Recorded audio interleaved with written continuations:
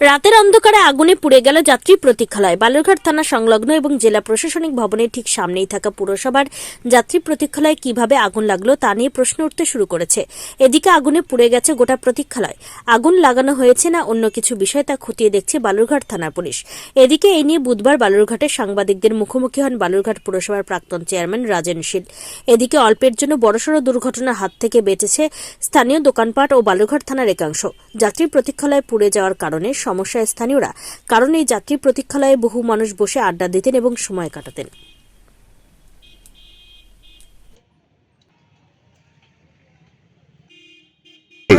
আমি খবর পেয়ে এসে দেখলাম ঘটনাটা সত্য। ডিএম অফিসের সামনে লোকেরা ওখানে আসা অনেক সময় বিশ্রাম করতেন, পথিকরা যারা ছিল তারাও ওখানে বসে বিশ্রাম করতেন, কিন্তু কিভাবে লাগলো এটা এখনো পর্যন্ত আমি সঠিক জানতে পারিনি। তবে পুলিশ প্রশাসন নাকি খোঁজ খবর নিচ্ছে।